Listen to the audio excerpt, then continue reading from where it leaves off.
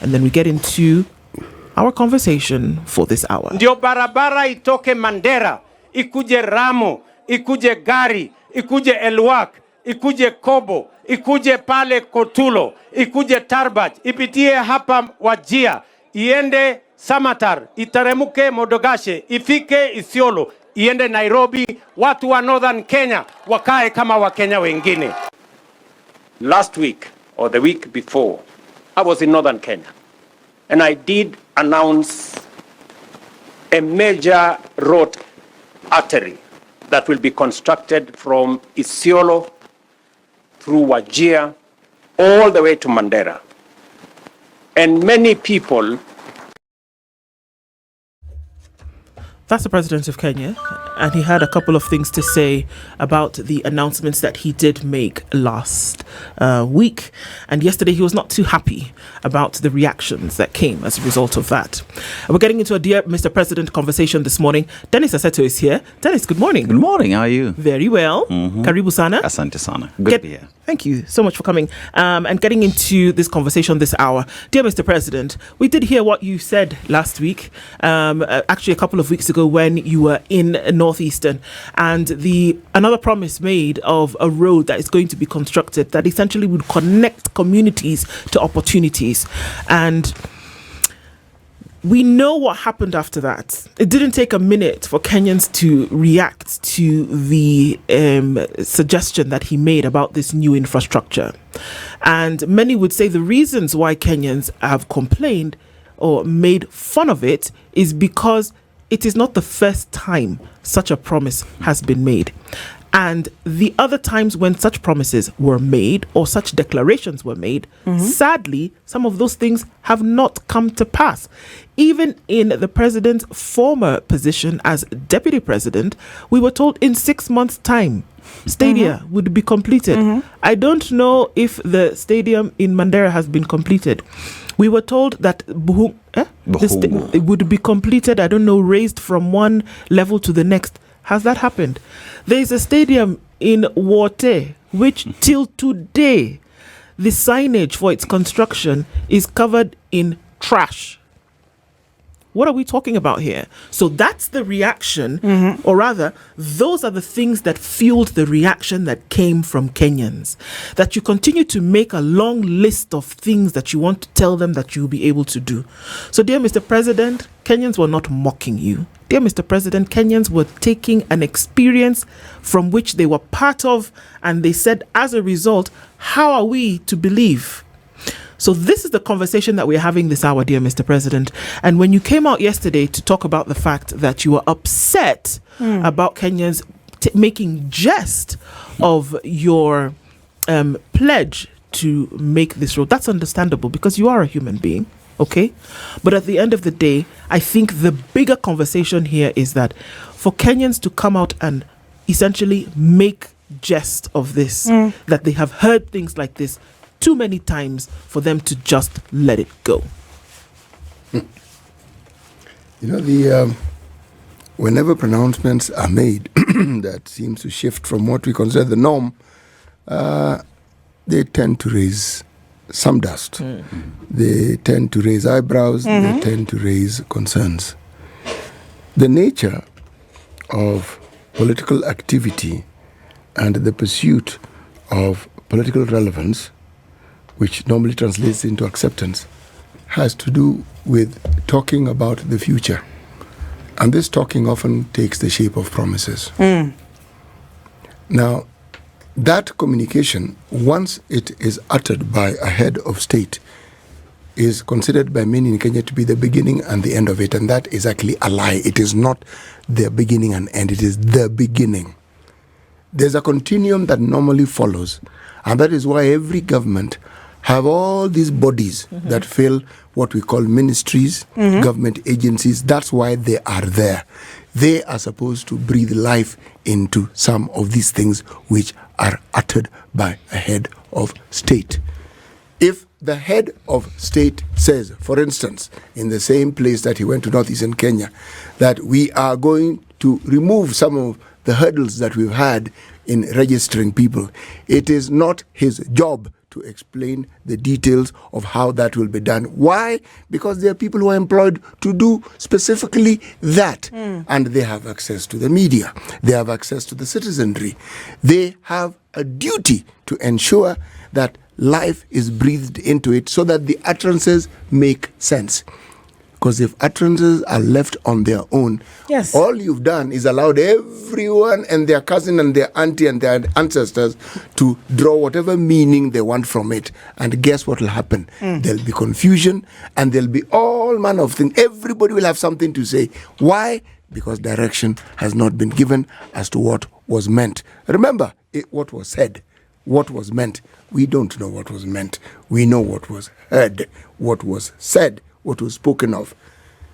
The people whose job it is to do this, when they do not do what they are supposed to do, then we have the situation that brings about what we now see, where the president is mocked directly.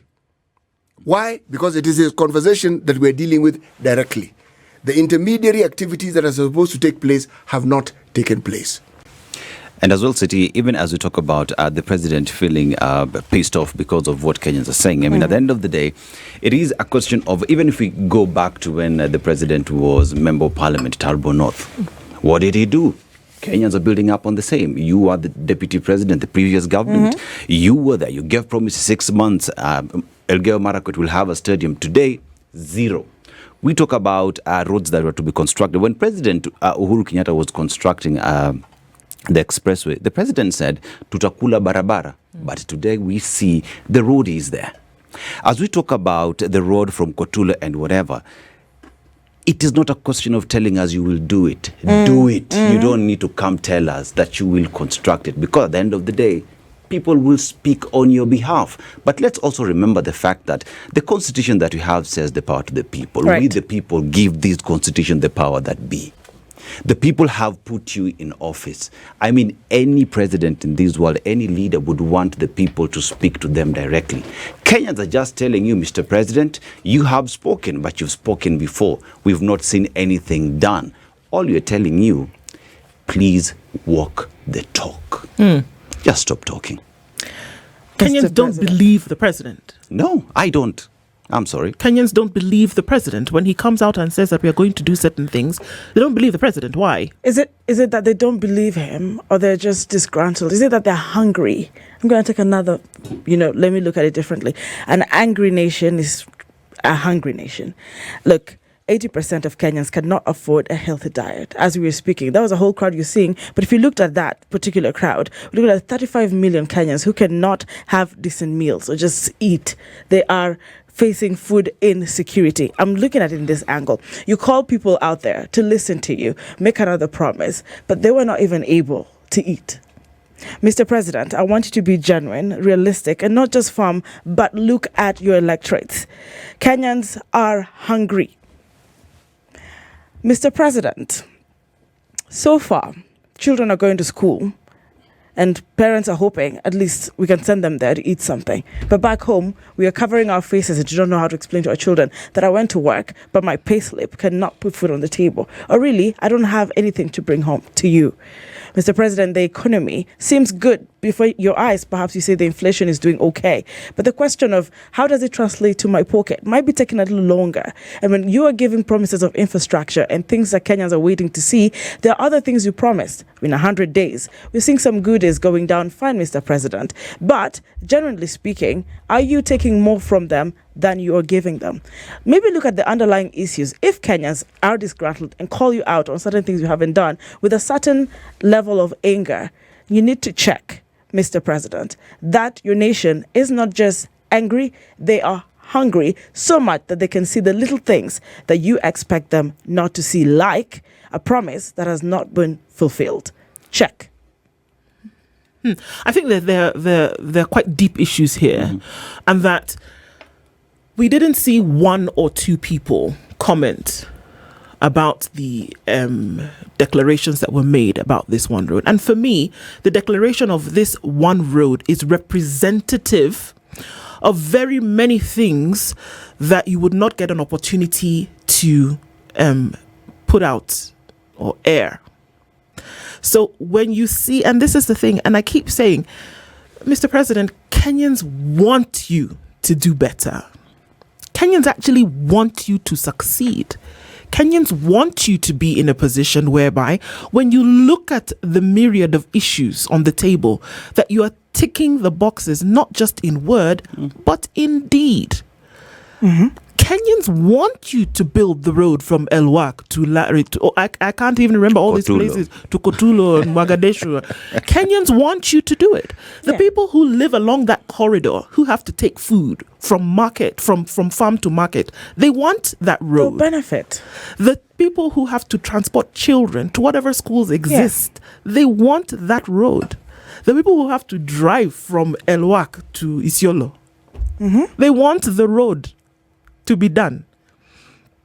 The people who have to wake up and have businesses along that road, they want the road to be done, because you bring traffic to that road and their businesses will survive or thrive.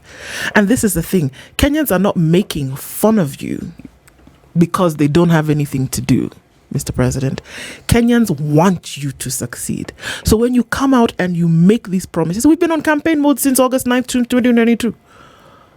You've actually been in campaign mode since the last election, and that has not changed. When you continue to tell people that you're going to do something and that you're going to do it in this time, in 1 year, in 6 months, in 3 days, in 10 years, when you come and tell them that you're going to do it and you fail to do it, do you know what you do? You create a situation of lethargy and apathy, whereby they say, you know what, we're just waiting for the next one. Okay, fine, guys. Where is he going next? What is he going to tell us? And let's see what memes and fancy things and t-shirts we can make out of this thing. So Kenyans are not making fun of you, Mr. President. Kenyans are asking you to actually do these things that you say you're going to do. It's a plea. And I hope and I would wish that the people that you surround yourselves with could actually tell you, you know what, sir, this is what Kenyans are saying when they come out in jest. When Kenyans are coming out and they're using the tool of humor, they're passing a message to you, and I wish you would hear what it is that they're saying. They are literally willing you to do it. They want you to succeed. He came out yesterday and said, this is actually a project. Okay, so if it's a project, there's a budget line for it, isn't it? That there are people who've been lined up to get this thing done. Okay, so give people timelines. Do the policymakers and the number crunchers, are they aware that somebody's asked here in the comments, are they aware that there's a budget line for this road? Okay, then let's see it done. Let's see that by this time next year, the road is complete and the businesses are thriving. People are going from farm to market. People are moving now from that road, coming to Nairobi and back without a problem. Let's see that it's actually been done. Or you know what? A year from now, nothing like that has happened. You see the comments that we are seeing. We see the comical issues that have been brought out. The t-shirts that have been printed. They will be justified in that action. They absolutely will be. Yeah, and even as you talk about it, I think the most important aspect here is the fact that Kenyans are speaking. And it is their right to speak because the Constitution allows them to do so. Right. And when a Kenyan out there is telling you, Mr. President, I am sorry, but I do not trust what it is you're saying or what it is you're putting on the table, it is based on experiences that Kenyans have had with you. Not just with you as the president, but you as a former deputy president who said in 3 months' time. We are living at a time when affordable housing are being pulled up. Please show me a single house that someone can access today.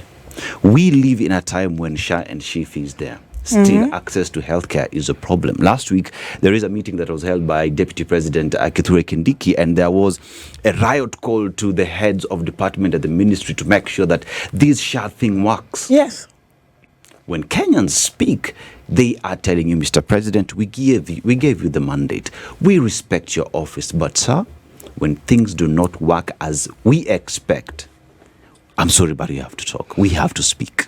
Let's give an example. And I'm very happy that, we can bounce all of these conversations off of the comments that we see coming in from you guys this morning. And my take, I'm going to take yours right now. And this is the truth. AFCON takes place every 2 years on the continent. There was a tripartite representation this year in Uganda, Tanzania, and Kenya. The tournament takes place between January and February every 2 years. it did not take place in February because Steady. Chan said, and in a very diplomatic manner, said that some of the facilities that were required for the tournament to take place were not ready. Yeah. The preparedness process did not take place. It was not ready. So what are they going to do? They're going to postpone Chan to August. Chan has never been held in August in the history of the tournament. Has never been held in August until 2025. 3 guesses as to which country it was that was not ready with their stadia for AFCON to take place. 3 guesses. City? Kenya. Oh, okay. 254. Now, make the connection directly because these are the things that we are talking about. 4 years ago, this president was deputy president. Correct. And it was around this time that he made the pronouncement about the different stadia in the country that were going to be ready for international tournaments in 6 months, 1 year. Now imagine a situation whereby the things that you said you were going to do actually happened. Connect that with what we saw Chan saying this year, that we cannot have the tournament in Kenya because the stadia are not what? Ready. They don't even meet standards anyway. Do you see where I'm going? Yes, we're following. And I'm looking at even deeper issues because when you look at the surface and say, I am displeased by the manner in which you are articulating your issues towards me, respect your leadership, Mr. President, do Kenyans even feel safe when they come around you? Do they feel safe looking at the next person by them in their home state, where they're going back to, in their houses, for their children who are on the way to school, to and from? And when they get into those taxis and into those public transport systems, when they walk at night, do Kenyans feel safe? Murder cases and corruption should be a thing of the past, Mr. President. You said yourself that you will fight corruption. It will not work. And under your watch, you will not watch extrajudicial killings, disappearances. It would not be within any bit of your governance. But, Mr. President, we have seen young children die by the bullet. Some you have asked if are alive, right? But essentially, we have told you they're not alive. Kenyans are still seeing their kins missing. In fact, some found dead, some alive, some, as we're speaking, cannot even be traced. Mr. President, there is more to what you're hearing. There is pain, deeper pain that I cannot even explain. But what you're seeing in representation just before you, as you're speaking about the roads, they're trying to tell you, Mr. President, there is more that is meeting the eye. Could you give explanations? Can you respect the electorate? It's not just about the roads. There is more that you need. Are they safe? Who is going to use those roads? Are the abductors?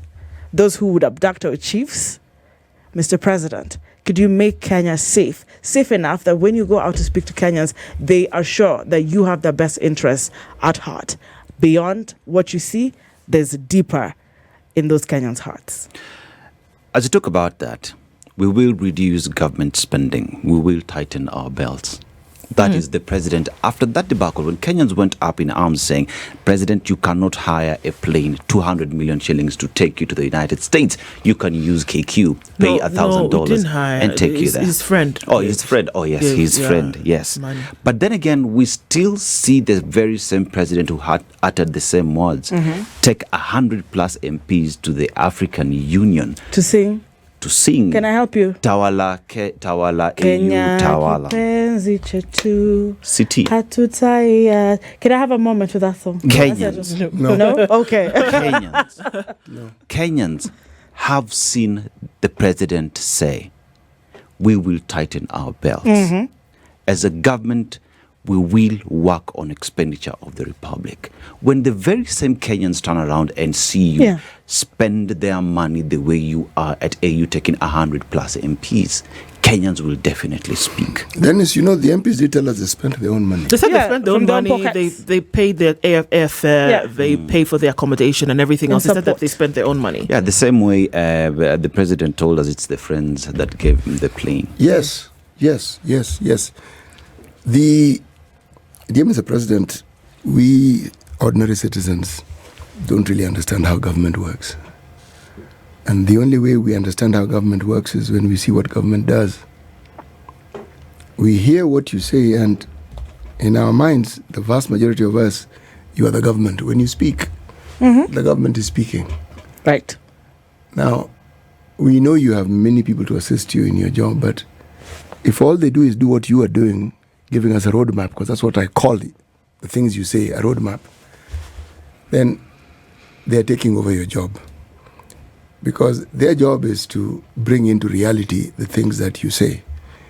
If we're talking about building roads, we can only take the view that those roads have been budgeted for. And there's an entire ministry that is charged with the duty of ensuring roads are actually built. There are agencies within government that are supposed to ensure that whether it is a county road, whether it's a national highway. Let me repeat again, when you speak, Mr. President, we ordinary citizens believe the government is speaking. We ordinary citizens, Mr. President, don't really understand how government works.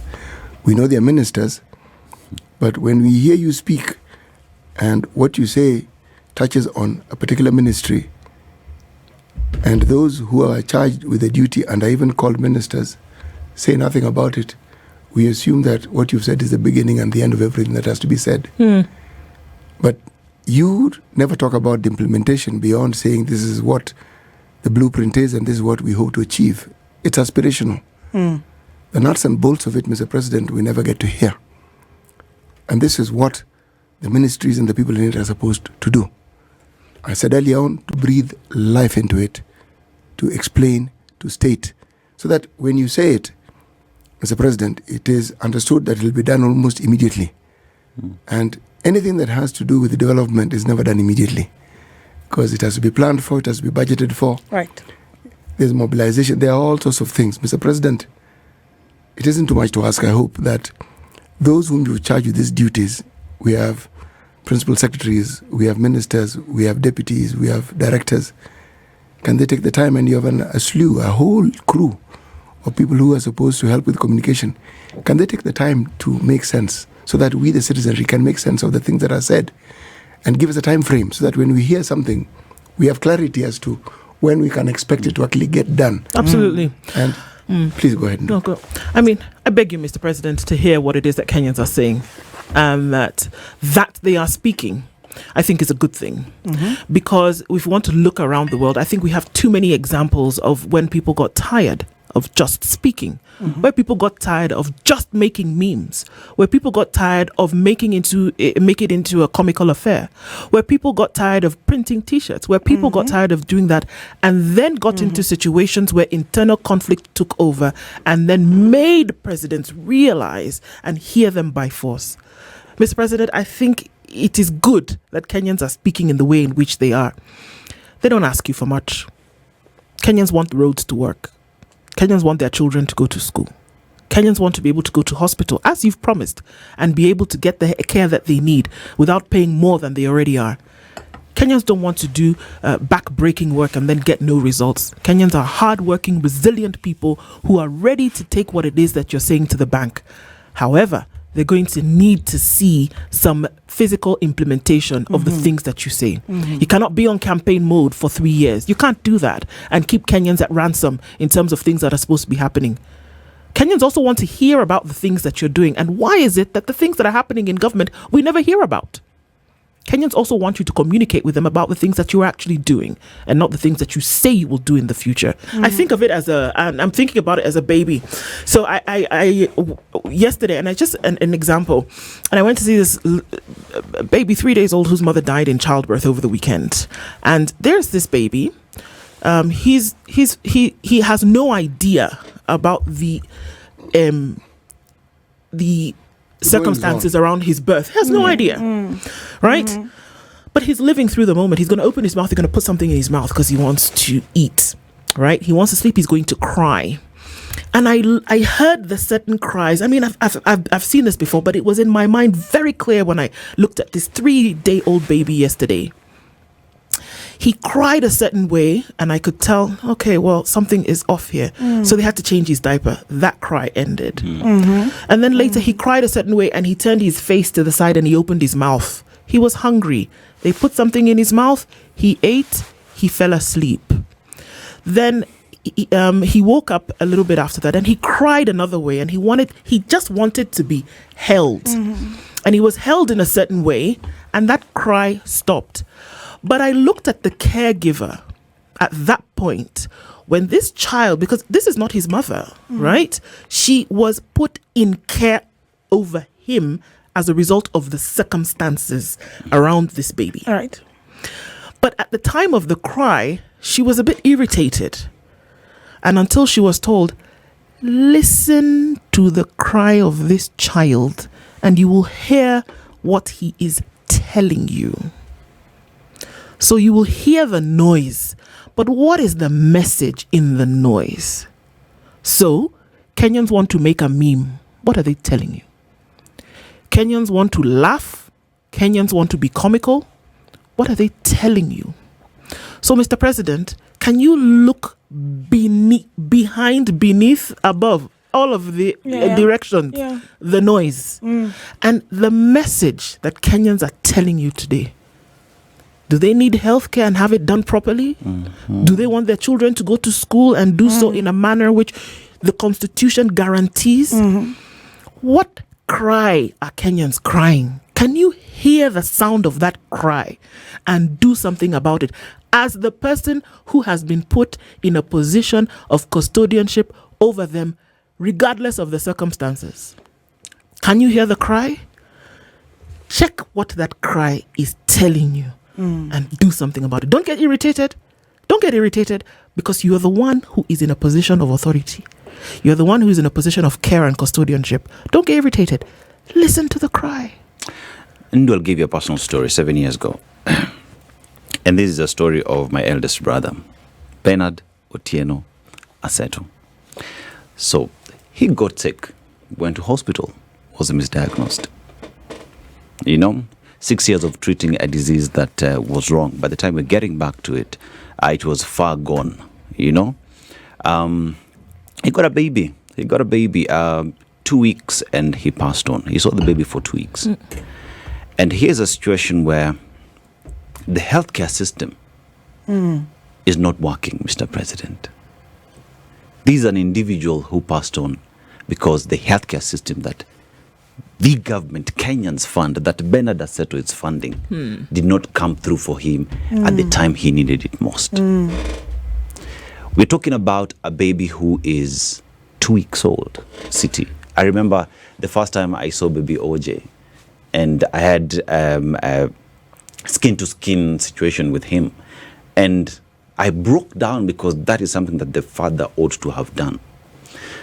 That is a story of Dennis Aseto and Bernard Aseto. But it is a story of very many Kenyans out there who want this healthcare to work, who want these roads to be there, who want to be able to access education, that funding is there, that the government decides to release capitation when they feel like, not when it is necessary.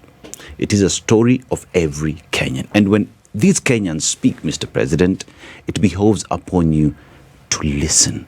Remove the veil and listen to the people. Because when you were getting to office, Mr. President, you said, we will listen to the people. Public participation in this country, Mr. President, is just a word. It's just a phrase in the Constitution that never gets to happen. Meaningful public participation is a will that every Kenyan wants to exercise and feel what it means. People of Kotule and Garbatula who need this road, Mr. President, feasibility test, has it happened? Have they been involved? Those who will be permanently moved because this road has to pass on their land, have you engaged them on this, Mr. President? It is not about speaking. It is about walking the talk. Mr. President, when you do this job, you don't need to be on top of these Land Cruisers. Kenyans will say, Mr. President, brought us the road. Now, we have 2 ears and 1 tongue so that we would listen more and talk less. Mr. President, everybody who wants the best for somebody would appreciate one thing: feedback. Mr. President, you need feedback. Treat it positively. In a scenario that Kenyans would let you do what you want to do and not respond, not tell if it's working or not, how would that help your government? Mr. President, perhaps it's time now to speak a little less. And for those things you have promised, begin to show that you really wanted to do them and not just use them as a campaign vehicle to win the hearts of Kenyans. They trusted you, if the numbers are to go by, they voted you in. Do not let them down. Mr. President, I just want to remind you that when Kenyans come out to offices of ministers and call them out, for example, that SHA is not working, that a patient has gone in to get medical attention, and this is somebody who's ailing, so they're not there to sip some wine or enjoy their stay and look at the infrastructure. They need the attendance and services, and they have to go all the way to the ministry to call out that a system is not working. Days later, they're abducted, and we ask, by whom? When institutions and officials do not show up when the courts ask them to show up, Mr. President, and you're silent about it. When we call out people you sit with and call them to account and explain the disappearances of people, Mr. President, do not then act like you are part of the disappearances when we know for sure particular people who are even captured on camera not abusing or disrespecting your position or your government, but are calling out for real services. And we do not get the answers. Mr. President, we listen, talk less, and then maybe we can begin to say respect is two-way. Sometimes, Mr. President, I listen to the things you say, and I get the impression that you are sincerely upset because you feel the criticism, as it appears to be, the understanding of what has been said, is misplaced or is inappropriate. Mr. President, there's a gap. There's a gap between what is said should be done and what is actually done. I want to give the example of disbursements, Mr. President. We talk about these things every day in the studio.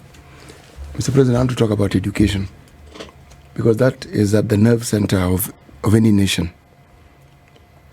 We hear of capitation and the disbursement of it.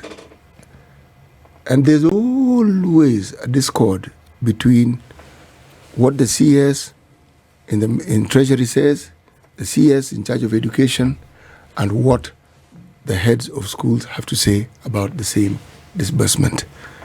I get the impression, Mr. President, sometimes what you're told is not the reality on the ground. So that when the reality on the ground is presented to you by those who are supposed to consume and receive the disbursements, it seems to be in sharp contrast to what you have been told.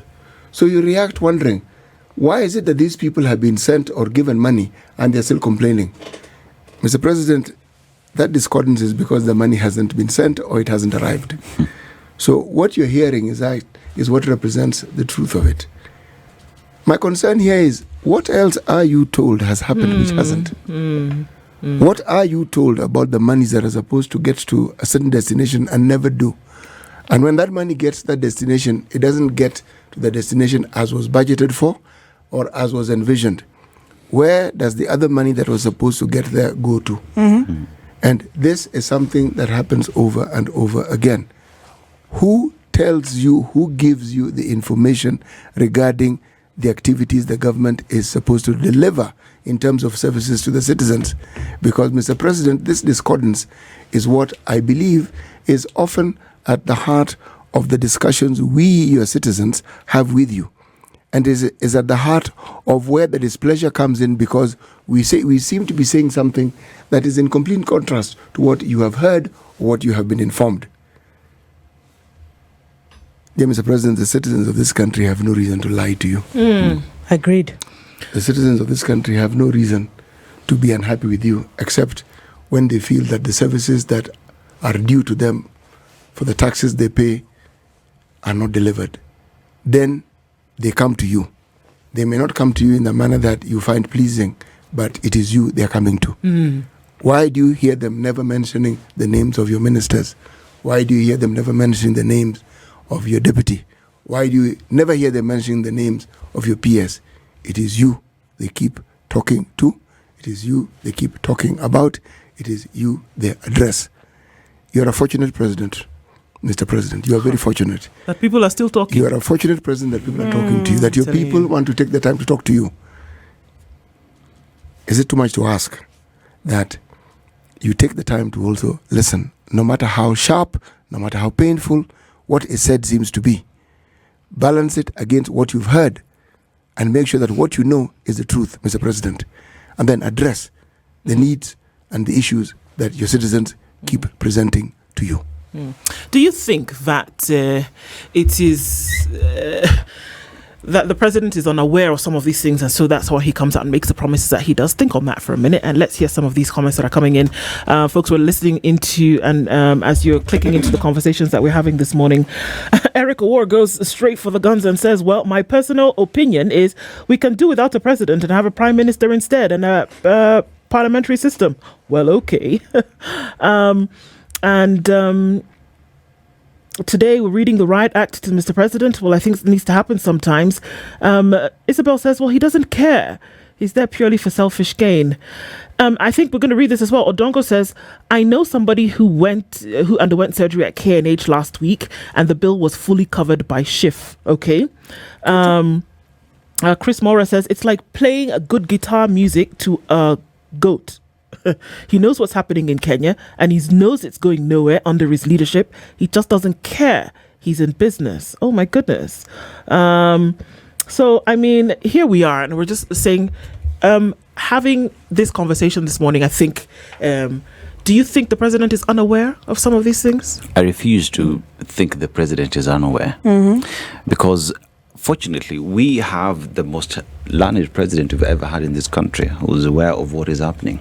Remember, the president's campaign was based off the feeling of Kenyans. He's the president who was speaking to the young Kenyans. You remember that saying of Sipangwingwi, that was really targeted to the young people. Became a song, right? And the young people that we talk about today are the very young people who are telling Mr. President, you promised us millions and millions of jobs. Unfortunately, the millions and millions of jobs today have turned to be jobless Kenyans who are entering the market every year because the cost of doing business is high. Talk about the taxes that are being given to companies out there who are forced to retrench and send people home because they can't do business in the country. Mr. President, that is the situation on the ground. Mr. President, today we have a republic that is 80% learned. Kenyans who are out of universities, colleges, call it. They want these jobs. There are no jobs, Mr. President.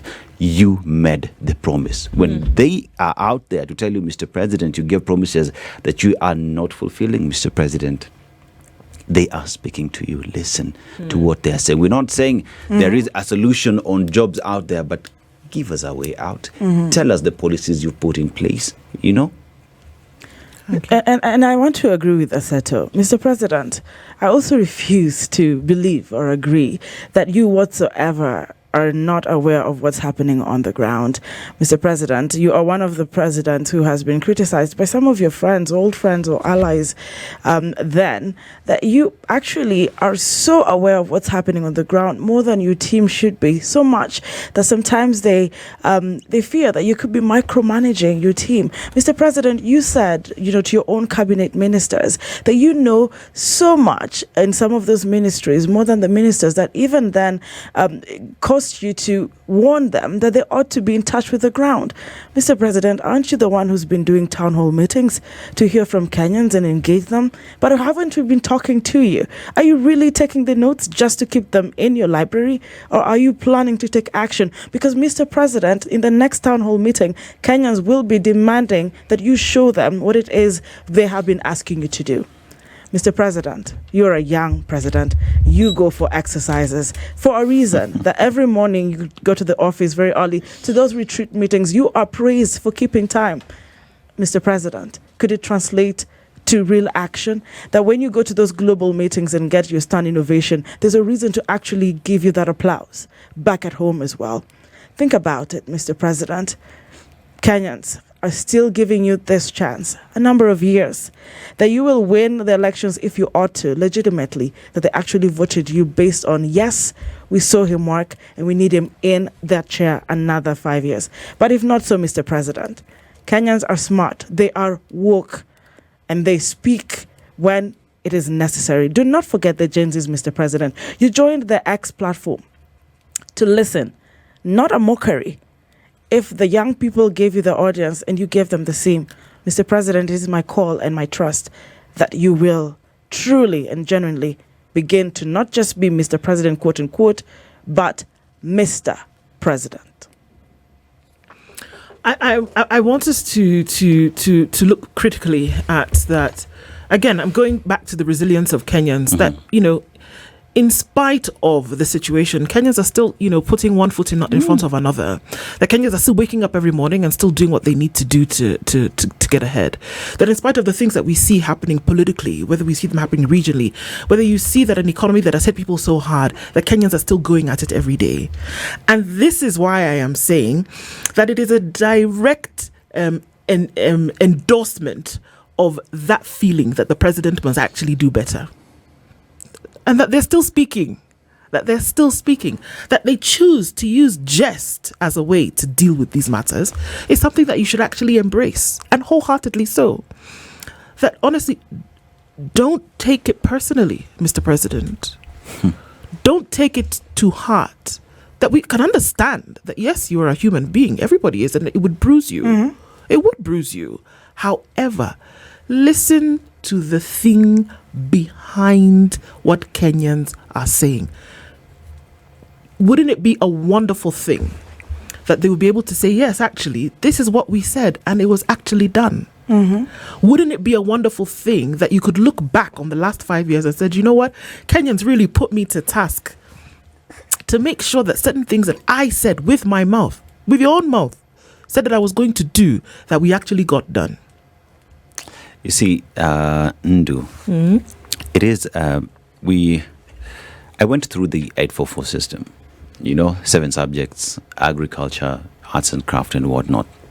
And it was a time when public schools were competing with private schools. Private schools were not the talk of the day because public schools used to perform really, really, really well.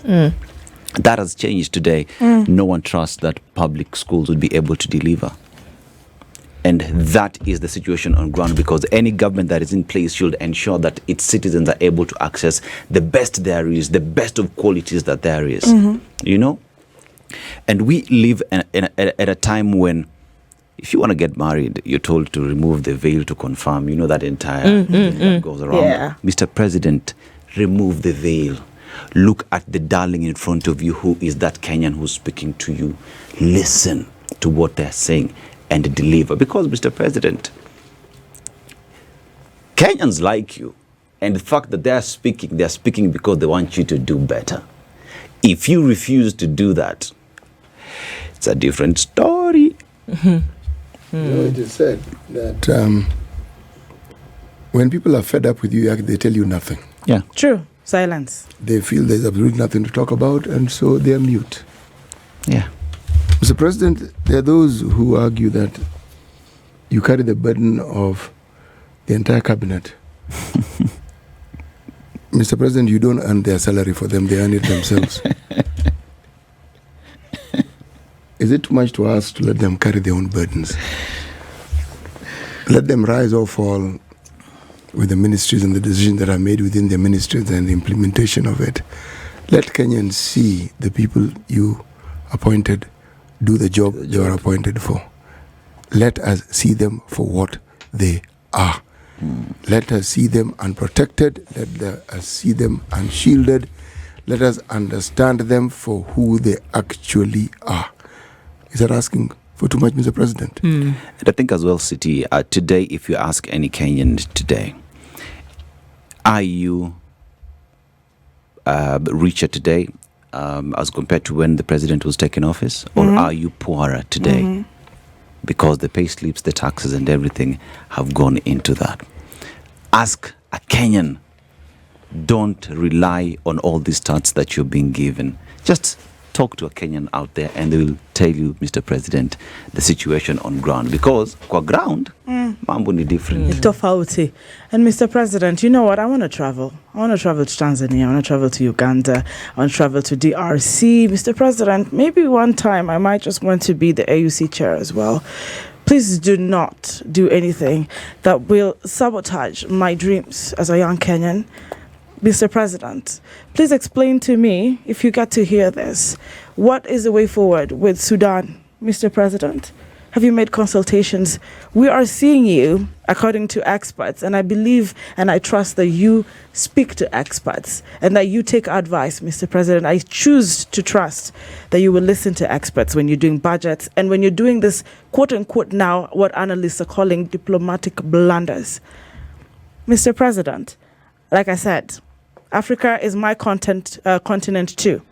Make it easy for me to go somewhere and say, hello, my name is Ankey Dorice, and I am proudly Kenyan. I don't want to be judged, Mr. President, for either celebrating atrocities or not being comfortable enough to speak to my fellow Africans. I understand you're a Pan-African, Mr. President. Make it easy for the next generation of Kenyans to equally stand where you are in the coming years. Mr. President, diplomatic ties are not just exciting moments. I believe you'll make the right decision and come out and explain what move and plan you have for us as a country. Thank you, Mr. President. It's good to get feedback from your people and hear what it is that they have to say, and are pleased that you listen to the message behind what you might see as the noise. And that's dear Mr. President for this morning, and just hearing that beyond the noise there is a message, and Kenyans are telling you something, willing you to do better, willing you to put all the people that you've appointed in positions to do better and deliver on the promises that you made to Kenyans. This is the Situation Room, the only way to start your day.